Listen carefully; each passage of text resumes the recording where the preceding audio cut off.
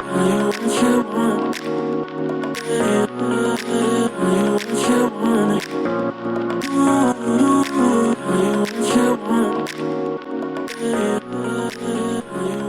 bonjour à vous les parents, les jeunes, les catéchètes.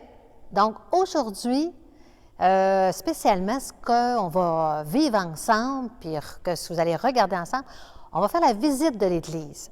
Habituellement, la visite de l'Église, alors j'invite tous les groupes à venir et on visite l'Église, mais bon, dans les conditions qu'on est présentement, alors vous allez être dans le confort de votre maison pour pouvoir visiter l'Église de Saint-Henri de Mascouche. Hein? Alors, on sait bien que c'est intéressant toujours vraiment de se dire « Ah, quel genre d'église, c'est quoi exactement, est-ce que je m'en souviens? » Alors, toi, le jeune, ça va te permettre de mieux connaître l'Église. OK? Alors, on va commencer tranquillement par, je te dirais, on va appeler ça quasiment comme des genres de stations. Alors, je vais commencer ici, comme tu vois, derrière moi, il y a la crèche. Parce que, dernièrement, on le sait que c'était Noël. Hein? Alors, la crèche de Noël représente la naissance de Jésus, la nativité. Alors, la nativité, ça implique effectivement les parents de Jésus, qui est Marie et Joseph. À l'intérieur de la crèche, on les voit bien ici aussi. OK? Alors, c'est pour nous dire que, effectivement, ensemble, on va porter Jésus. Alors, et on va pouvoir visiter aussi l'Église. Donc, si ça te va, on va commencer la visite de l'Église. Alors, nous sommes rendus tranquillement à visiter l'Église. On va commencer par ici. OK? Alors, ce que tu peux voir ici, je vais commencer par ici, c'est un cierge. Hein? Alors, ce cierge-là, comme tu connais, effectivement, comme on pourrait dire à la maison, une chandelle. Mais, spécifiquement, on l'appelle le cierge, il porte son nom aussi, c'est le cierge pascal. OK? Alors, le cierge pascal, lui, il est destiné, effectivement, parce que veut dire Pâques, et est destiné pour quand c'est le temps de vivre le baptême, un baptême d'enfant. Ou ça peut être un baptême d'adolescent. Ça peut être un baptême aussi d'adulte. Alors, pas seulement pour les enfants. OK? Alors, là, le prêtre, qu'est-ce qu'il fait? Il va placer le cierge pascal avec aussi le baptistère. OK? Oh, quel mot, hein? Il y a des mots comme ça parfois qu'on connaît moins. Donc, moi, ce que je te suggère, pour aller un petit peu plus connaître mieux c'est quoi veut dire le mot baptistère, tu peux aller voir aussi dans le dictionnaire sur Internet. Hein, ça te permettra avec ta catéchète. OK? Alors, le baptistère, lui, il est utilisé pour, effectivement, ce que je me dis tantôt, baptême. Hein, c'est pour le baptême. Donc, qu'est-ce qui se passe? Ici, à l'intérieur, le prêtre va mettre de l'eau, dépose de l'eau, et la bénir. Et c'est comme ça qu'il va baptiser le bébé. Hein, c'est sûr que si c'est un bébé, le prêtre va le prendre dans ses bras pour le baptiser ou parfois c'est le parrain ou la marraine qui va prendre le bébé et l'avance et le prêtre baptise, dans le fond, verse de l'eau sur le front du bébé. Bon, si c'est un adulte ou un adolescent ou un jeune de 7-8 ans, il y en a, hein, alors à ce moment-là, il va faire ça différemment un petit peu. OK? On ne le prend pas dans les bras, hein, nécessairement. Mais il y a besoin du cierge pascal et il y a besoin du baptistère pour vivre un baptême. Alors, ces deux parties-là, OK, qu'on voit ici, on les déplace. Ils vont être déplacés, c'est facile, ils les déplacent et on les place effectivement en bas des marches de l'Église. OK? Donc, on en a besoin pour un baptême. OK? C'est vraiment son utilité. Alors, et derrière ceci, on voit, donc ici, on voit des lampions. OK? Comme tu peux voir. Alors, les lampions, eux, sont utilisés, c'est des lumières. S'il y a des gens qui disent, moi, j'ai le goût que je veux une prière pour quelqu'un que j'aime, quelqu'un qui peut-être a besoin que je prie. Alors, on peut allumer le lampion. Les lampions, un petit coûte 1$ et le grand coûte, celui en arrière, 5$. Et alors, à ce moment-là, quand je lance, je prie devant, OK, silencieusement, alors ma prière, alors donc, c'est Dieu qui va pouvoir entendre ta prière. OK? Alors, tout cela avec Marie, effectivement, et Jésus, comme je te disais tantôt. Alors, ça, c'était juste vraiment pour t'expliquer un petit peu c'était quoi les lampions. Dans notre visite, on a notre baptistère et le siège pascal. Je disais aussi, j'ai oublié de vous dire, le siège pascal est utilisé aussi lors des confirmations. OK? Donc, c'est sûr que toi, hein, en tant que, là, cette année, que tu vas vivre ton pardon, première communion, par la suite, à la confirmation, on utilise le siège pascal.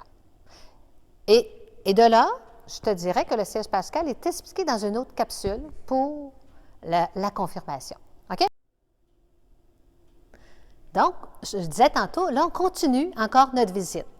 Maintenant, ce que je veux te présenter, c'est vraiment ici, derrière moi aussi, alors qu'on peut voir, on appelle ça le chemin de croix. Qu'est-ce que c'est le chemin de croix? Le chemin de croix, lui, c'est quand Jésus a été, si on peut dire, condamné, OK, à cette période-là de sa vie à lui. Alors, ce qui veut signifier que Jésus a porté sa croix pendant tout le chemin qu'il avait à faire. Alors, moi, je t'en explique juste cette partie-là. Par la suite, toi, avec ta catéchète, tu vas pouvoir avoir plus de détails. Et même, ta catéchète va pouvoir te remettre aussi un petit livret. Alors, avec ce livret-là, tu vas pouvoir travailler avec ta catéchète. OK? Donc, Jésus, c'est ce qu'il a fait. Il a porté sa croix pour se rendre jusqu'à la fin du chemin. Alors, c'est de ce sens-là, je trouvais ça important, pouvoir au moins savoir qu'est-ce que c'est, les tableaux qu'on voit dans l'Église. Alors maintenant, on a regardé ensemble un peu si on peut dire, les tableaux, OK? Dans le fond, les stations comme je te disais tantôt, le chemin de croix. Mais là, on est rendu dans notre visite, on appelle ça ici, c'est comme un genre de petit garde-robe, hein? Mais ça s'appelle un confessionnal. Qu'est-ce que c'est un confessionnal? OK? Aujourd'hui, habituellement, veut dire les gens, ils ont autrefois, je vais commencer par autrefois, le confessionnal était fait différemment. On en a deux ici. On l'a, l'autre confessionnal, qui est différent, mais tantôt, je vais te le présenter. On va commencer par celui-là, qui a été, si on peut dire, il est fait autrement. Hein, on parle autrement. Alors, il est différent de l'autre. Donc, à l'intérieur, je vais rentrer à l'intérieur, OK, avec toi. Alors, à l'intérieur ici du confessionnal, OK, c'est pour les gens qui désirent effectivement venir dans le confessionnal et avec le prêtre. Eh bien, on ne vient pas tout seul. On est toujours accompagné du prêtre. Alors, le prêtre va s'asseoir ici ou là et c'est là que, dans le confessionnal, je viens parler avec le prêtre, si on peut dire, de mes manques d'amour. On va en parler de ça, des manques d'amour aussi, avec ta catéchète. Qu'est-ce que c'est les manques d'amour? Alors, les manques d'amour, c'est autrefois et encore aujourd'hui, il y a des gens qui appellent ça encore mes péchés. J'ai vécu un péché. Hein? C'est quoi un péché? C'est quoi un manque d'amour? Dans le fond, c'est le même mot, synonyme. Hein? Ça veut dire qu'ils se ressemblent, dans la même famille. OK? Alors, mon manque d'amour, c'est quand, disons que j'ai fait un mal, quelque chose de pas bien à mon frère ou à ma petite sœur, à mes parents. Ça peut être aussi à mon enseignante à l'école.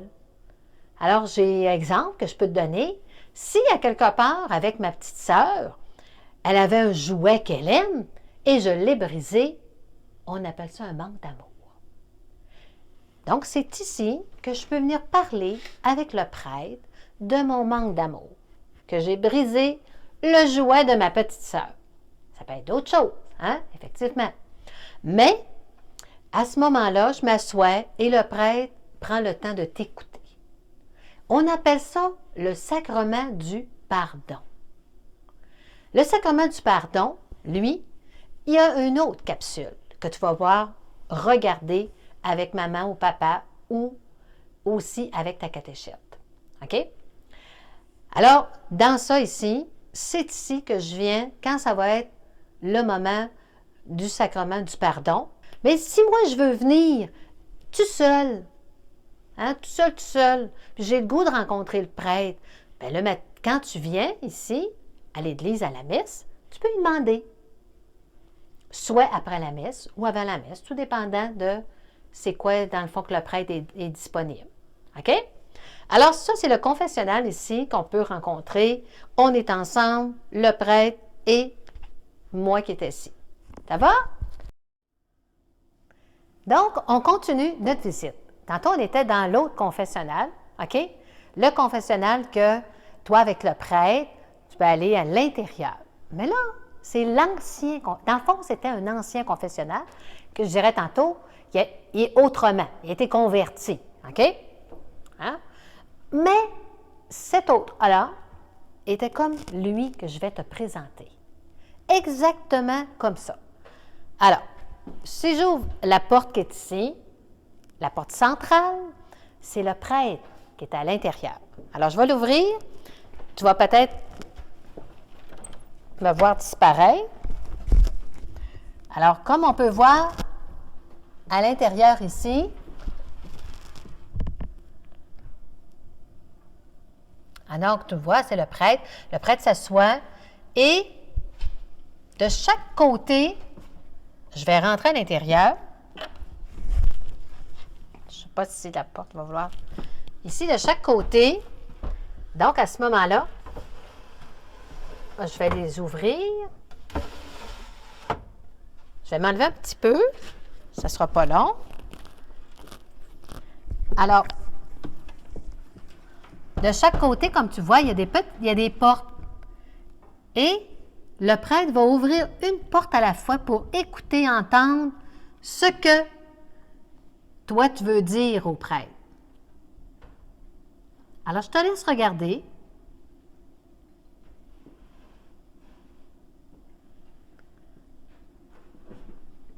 Donc, le prêtre est au centre et de chaque côté, il y a des gens qui sont là, à l'intérieur. OK?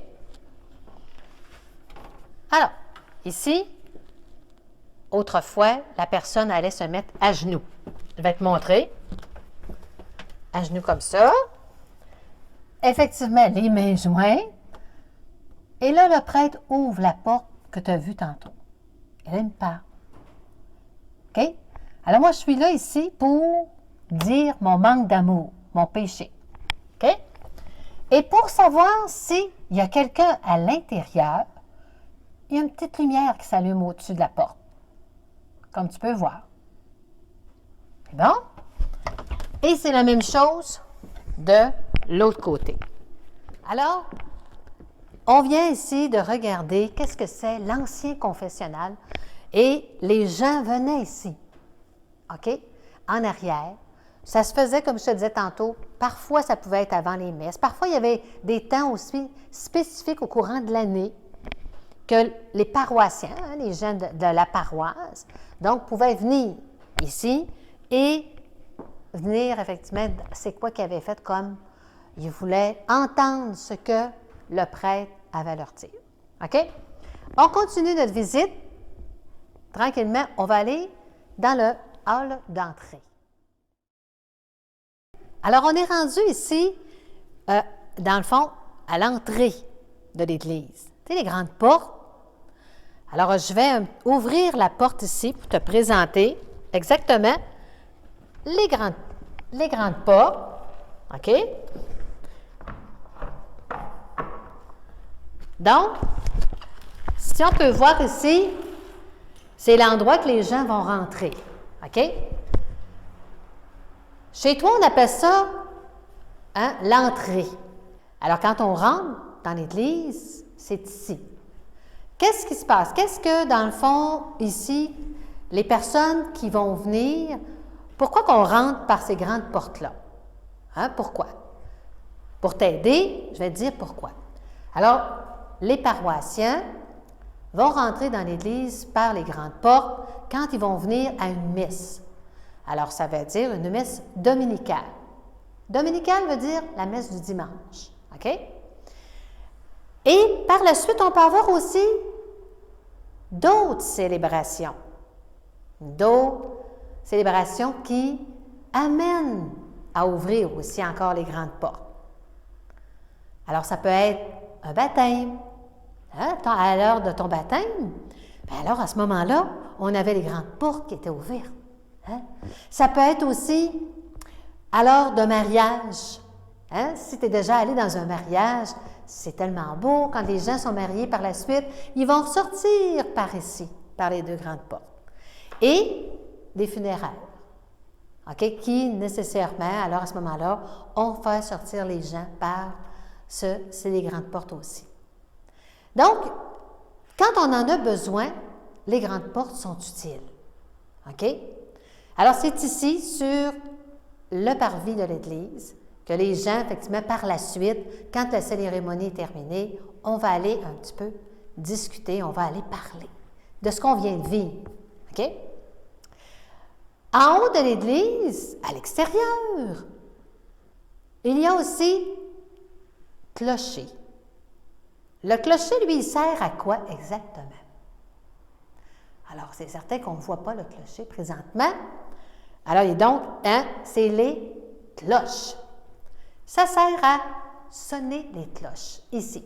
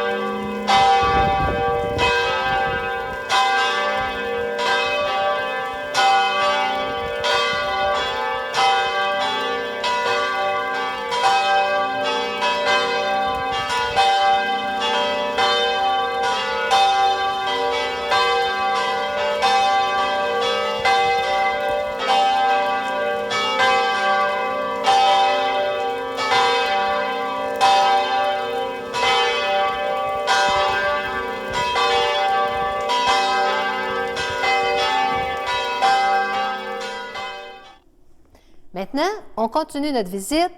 Nous sommes rendus, on est revenu à l'intérieur. OK? On était quand même à l'intérieur, mais là, vraiment, on est sorti de l'entrée. Et on est rentré dans l'église. Quand on rentre dans l'église, on voit ici, on pourrait dire des vases. OK? Mais ça porte un nom un peu spécial. C'est bénitier. Alors, à l'intérieur des bénitiers, il y a de l'eau qui a été bénite. OK? Mais là, aujourd'hui, il n'y en a pas à raison des mesures sanitaires. OK? Alors, c'est pour ça qu'ils sont vides.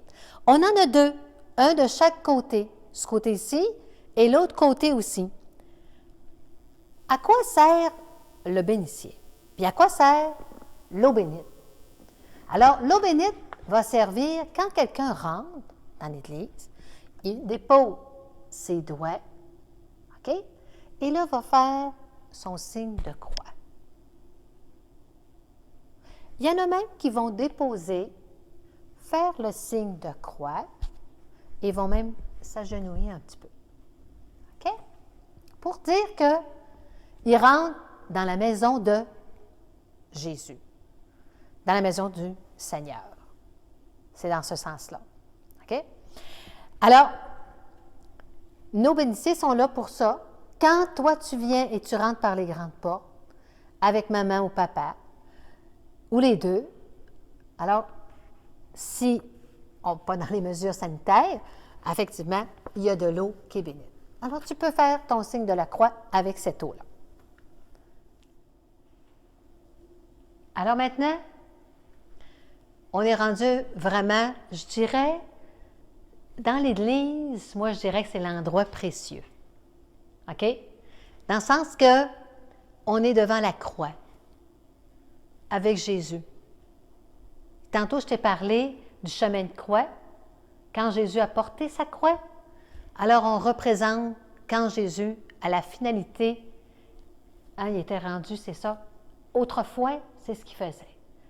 Mais là, je ne vais pas t'en parler plus en détail. Ça va être plus avec la catéchète. Je te laisse un petit peu, si on peut dire, dans l'attente de savoir exactement qu'est-ce qui s'est passé. OK? Donc, Jésus est là, est avec nous.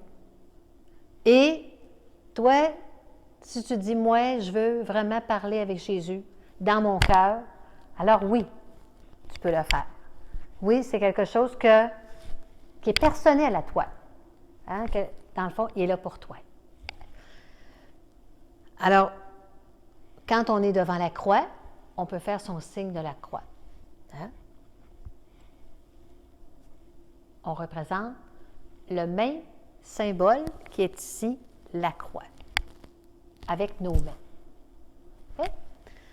On continue tranquillement notre visite, mais là, spécialement, on va aller, si on peut dire, au deuxième. Et le deuxième s'appelle le jubé. On va aller là, ensemble. C'est bon? Allons-y!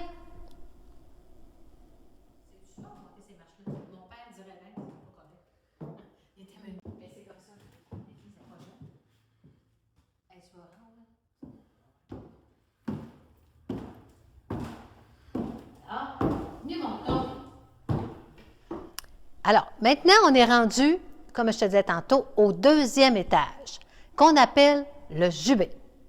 Hein? Alors, au niveau du jubé, que je pourrais te parler un peu, comme tu vois, il y a des endroits, des places pour s'asseoir. Et ici, qu'est-ce que tu vois? On appelle ça l'or. Alors, là, moi, je vais te dire exactement ce que je connais en tant que tel. On a des musiciens qui viennent ici jouer de l'orgue et ça fait un son extraordinaire, très beau. Parfois, l'orgue va être utilisé lors, tout dépendant, ça peut être des messes dominicales, ça peut être des fêtes aussi, ça veut dire dans le sens que comme Noël, OK? Ça peut être aussi dans d'autres célébrations, qui veut dire ça peut être un mariage, un baptême, mais elle a on peut l'utiliser et effectivement, ça prend un musicien, une personne qui est capable de jouer de l'orgue. Okay? Alors, ça fait partie, si on peut dire, de nos musiques qu'on a ici à l'Église Saint-Henri. Okay? Alors, au jubé, les gens viennent ici aussi. Viennent ici pour écouter la célébration qui va être célébrée à l'Église. Alors, pourquoi on a le jubé? Quand on a plus de personnes, entre autres, mettons un mariage, parfois aussi les fêtes de Noël, à Pâques, il y a beaucoup de personnes qui viennent et ça nous prend un autre endroit pour pouvoir que les gens puissent s'asseoir. Alors, le jubé est là pour ça, pour accueillir toutes les personnes qui désirent entendre la célébration, qui vont venir vivre. C'est l'utilité du jubé. Donc, on va continuer notre visite. Alors, mais on va pouvoir effectivement regarder. Alors, on continue. OK?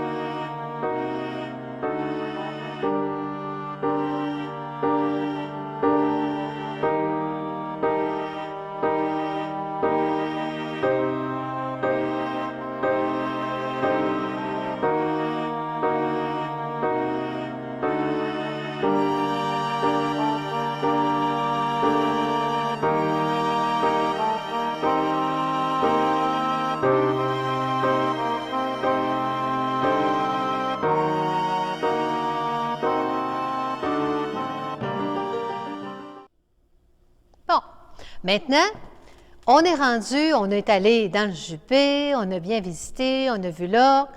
Présentement, où je suis présentement, on appelle ça la nef. OK? La nef, en fond, c'est l'endroit où que les gens sont rassemblés. Alors, tous les paroissiens prennent place. Ils vont s'asseoir chacun à un banc. Et à ce moment-là, pour entendre la célébration qui va être célébrée. Comme je t'ai nommé tantôt, ça peut être une célébration, une messe dominicale, le baptême, mariage, ça peut être des funérailles. Et alors, les gens entendent ce que le prêtre va signifier, ce que le prêtre va parler au courant de la célébration. Alors, la nef, c'est ça, exactement, c'est ça son rôle, à quoi ça sert, c'est où je viens m'asseoir. OK? Et comme je te disais tantôt, au début, on a parlé du chemin de croix. Alors, on avait un côté de chemin de croix, les tableaux, les stations qu'on appelle, et on a aussi d'autres stations qui continuent encore le chemin de croix de Jésus. Avec les stations, ça, tu vas voir d'en parler avec ta catéchète. Elle va plus te les spécifier exactement que voulait vivre, dans le fond, Jésus par rapport à ces stations qui portaient la croix. OK? Alors, on est rendu ici, on est rendu dans l'Église, dans le centre de l'Église, si on peut dire. Par la suite, là, maintenant, on va aller vers l'autel. Je vais t'expliquer, c'est quoi l'autel? Alors maintenant, comme je te disais tantôt, on était dans la nef. Alors, nous sommes rendus ici dans le chœur, où le prêtre va célébrer les différentes célébrations. Alors ici, on va commencer par cette table-là. OK? Comme tu peux voir, ce meuble-là, on appelle ça l'autel. Ah, l'autel. Comment je l'écris, le mot autel? Est-ce que j'écris A-L apostrophe H-O, accent circonflexe T-E-L, ou je l'écris L apostrophe A-U-T-E-L? Oh, ça se prononce pareil, mais ça ne veut pas dire la même définition. C'est complètement différent. L'autel avec H-O, accent circonflexe T-E-L, c'est l'autel où je vais avec mes parents, dans un endroit, un édifice. OK? Alors, c'est ça. Ça, c'est l'autel avec des chambres. Il y a plusieurs aussi, des fois, tout dépendant de l'autel. Mais cet autel-là, c'est particulier. A-U-T-E-L, c'est l'autel où on célèbre, comme je te disais tantôt, les différentes célébrations. La messe dominicale, c'est l'autel qui représente aussi, dans le fond, tout ce que je vais vivre par rapport à la célébration. Okay? Ça peut être une célébration du baptême, peut être une célébration de mariage, tout est vraiment à l'autel-là. Alors, c'est A-U-T-E-L. Il ne faut pas l'oublier. Ici, à côté, on a l'ambon. L'ambon, c'est l'endroit qu'on vient faire les lectures. OK? Les lectures qui sont justement dans le fond, dans l'Évangile. OK? On fait ici aussi d'autres sortes de lectures. Ça peut être aussi des lectures d'une célébration qui se vit, OK, lors de la célébration. Parce qu'on peut vivre aussi des célébrations de Pâques, comme je disais tantôt, des célébrations aussi du Jeudi Saint. Alors, à ce moment-là, il y a quelqu'un qui va faire la lecture de la célébration, accompagné du prêtre. OK? Donc, on est rendu ici, près d'une chaise. OK? Alors, c'est sûr, ça ressemble à un fauteuil, une chaise, mais cette chaise-là s'appelle la chaise présidentielle. Comme tantôt, je te disais, la table, l'autel. OK? Alors, la chaise présidentielle, le prêtre, c'est son endroit pour venir s'asseoir. Alors, il va prendre le temps parfois dans des moments plus de recueillement, qui veut dire des moments de silence à l'intérieur. OK? Lors d'une messe dominicale. Tantôt, je te disais la messe du dimanche. Ça peut être aussi un autre temps, d'autres messes. Hein, le jeudi saint, ça peut être le samedi saint, là aussi. Alors, c'est la chaise présidentielle du prêtre. OK? Ce qu'on voit ici, qui est sur pied, alors, le lutrin. Parfois, le lutrin peut servir à déposer ici son cahier, à déposer la célébration pour aider le prêtre à pouvoir regarder où il est rendu dans la célébration. Surtout si on vit une célébration, je te dirais, du jeudi saint. OK? Le soir, c'est quand même une célébration qui demande à regarder où je suis rendu dans ma célébration, dans le déroulement. Ça va pour ça? Alors donc, je te présente le siège présidentiel et le lutrin. On va continuer encore notre visite. Alors, comme je te dis, on continue notre visite. On en avait beaucoup quand même à visiter. L'Église est très grande. Et moi, ce que je te présente, c'est vraiment, si on peut dire, je t'explique qu'est-ce qu'on voit dans l'Église. Il y a des choses que je n'ai pas pu t'expliquer parce que ça deviendrait peut-être trop long. Alors, ici, c'est le maître-autel qui, on peut voir ici, dans le centre, au centre, dire plutôt, la porte que tu vois. Cette porte-là, nécessairement, c'est sûr qu'on ne va pas l'ouvrir parce que c'est à la période des célébrations dominicales qu'on va ouvrir quand on en a besoin pour vivre la communion. Alors, à l'intérieur, on retrouve alors les hosties qu'on a besoin lors de la communion. Donc, toi, quand tu vas vivre ta première communion, pour la première fois, tu vas recevoir l'hostie. Et dans une capsule, qui est l'Eucharistie, alors là, tu vas pouvoir regarder exactement c'est quoi. Je ne t'expliquerai pas ça aujourd'hui au complet, parce qu'aujourd'hui, c'était la visite de l'Église. OK? Alors, le maître d'autel, il est là vraiment pour préserver, pour que c'est, dans le fond, c'est Jésus-Christ qui est là à l'intérieur. Donc, on vient de découvrir, tout le long de la visite de l'Église, c'est là que Jésus vraiment est placé. OK? Et les hosties qui sont à l'intérieur sont consacrées. OK? Alors, le prêtre a pris le temps de consacrer les hosties, qui veut dire, en mots plus simples, qu'il va les bénir. On n'expliquera pas tout en détail. Hein? C'est plus facile dans tes mots pour qu'on puisse comprendre. Donc, là, maintenant, on est rendu à regarder. Tu en as vu tantôt, tout le long de l'Église, pendant qu'on marchait ensemble, dans le fond, les fenêtres avec le vitrail. OK? Alors, à l'intérieur de l'Église, il y en a toutes les fenêtres. Et à l'intérieur de ces fenêtres-là, il y a des symboles, des images, des symboles, qui représentent, on va dire, une image quelconque. Alors ça, tu pourras peut-être à regarder avec maman ou papa, ou ça peut être avec la catéchète, les symboles. OK? Et si on regarde celle-ci, qui est la grande fenêtre, avec le vitrail, on voit Joseph d'un côté et l'autre côté, c'est Sainte-Anne. Alors Joseph, on sait que c'est, dans le fond, le conjoint de Marie, le papa de Jésus, et Sainte-Anne, qui est la maman de Marie. Alors, à l'intérieur de tous les vitraux, je te dirais, il y a des petits symboles. Ça nous permet de mieux connaître exactement qu'est-ce que ça veut représenter. OK? Alors, je t'amène ici, vraiment, on est rendu, on va aller vers un autre endroit qui fait partie aussi de l'Église. On l'appelle la sacristie.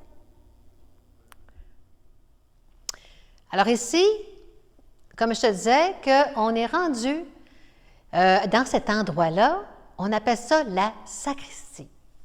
OK? Alors la sacristie peut servir aussi à célébrer des messes. Mais ça se fait, les messes vont se vivre lors de la semaine. soit un lundi, un mardi, mercredi, jeudi, un vendredi, le matin. OK? Alors, c'est ici qu'on peut, puis les gens peuvent venir parce que, étant donné qu'il y a peut-être moins de personnes, alors à ce moment-là, ils vont venir ici entendre la célébration, la messe dominicale. OK? Donc, on est ici, dans la sacristie, et tu peux voir ici, on a aussi d'autres confessionnals qui étaient, je dirais, le confessionnal le premier. OK? Alors, on pourrait dire peut-être, de ceux que tu as vus tantôt, ceux-là, c'est les ancêtres. OK? Tu comprends ça, hein, les ancêtres, hein, les grands-parents. Alors, les autres sont plus jeunes. Alors, les gens venaient ici, la même chose pour venir rencontrer le prêtre et pouvoir dire ses péchés, ses manques d'amour. OK? Par la suite, on peut voir effectivement ici aussi que dans cette pièce-ci, dans la sacristie, parfois il peut y avoir des rencontres. Hein, des rencontres au niveau, ça peut être des rencontres au niveau des jeunes, hein, au niveau des parcours. Il peut y avoir des rencontres aussi au niveau, dans le fond, si on a besoin d'avoir des personnes d'une salle pour se rencontrer. Ça peut être un autre organisme. OK? On va aller un petit peu derrière ces deux portes-là, cette porte-là ici, on va aller voir exactement les vêtements. Que portent les vêtements des prêtres? OK? Alors, on avance ici pour regarder qu'est-ce qu'il y a à l'intérieur de cette armoire. Alors donc, je vais me placer ici, ça va être plus facile que tu vas pouvoir voir. Les vêtements des prêtres, les autres. OK? Donc, il y a différentes couleurs qu'on peut voir. Hein? Si on parle de la couleur, le vert, alors le vert représente, je vais quand même t'aider, le temps ordinaire. Hein? Donc, il veut dire qu'il n'y a rien de spécial lors de cette messe-là. Le blanc représente baptême, mariage. OK? Il y a aussi le rouge. Hein? Le rouge, on en a ici, avec les étoiles ici. Je vais peut-être réouvrir mieux. OK? Le rouge. Alors, va représenter la fête des martyrs et de l'Esprit Saint. Le violet. Alors, le violet, on en a ici. OK? Là, ici. On doit avoir un petit violet ici. Hop. Alors, l'avant et le carré. OK? Donc, peut-être que si je peux te montrer, mettons qu'on va prendre le violet. Hein? Alors, le prêtre va mettre la chasuble, ici la couleur qu'il a besoin selon la célébration. Alors, il va la redéposer ici. Donc, on vient de regarder un petit peu à quoi ça sert ces vêtements-là. Puis maintenant, quand tu vas aller dans une célébration, peu importe la célébration, tu vas pouvoir savoir un petit peu exactement à quoi vont servir les vêtements du prêtre. Avec ta catéchète, tu vas pouvoir aussi te dire, bon, on va pouvoir regarder ça ensemble, elle va peut-être te poser quelques questions pour mieux comprendre c'est quoi la vie, si on peut dire, dans une église. OK? Ici, je voulais juste te spécifier que l'autel qui est ici, alors, autrefois, il y avait une autre paroisse, ici à Mascouche, parce qu'il y avait la paroisse Saint-Benoît. Alors, la paroisse a fermé, et alors, ici, ils sont venus, ils ont, en fin de compte, offert, ici à l'église Saint-Henri, à la paroisse Saint-Henri, cet hôtel-là. OK? C'était justement un petit passage que je voulais t'offrir nécessairement. Donc, pour la sacristie, on a fait la visite. Donc, on vient d'aller visiter la sacristie. OK?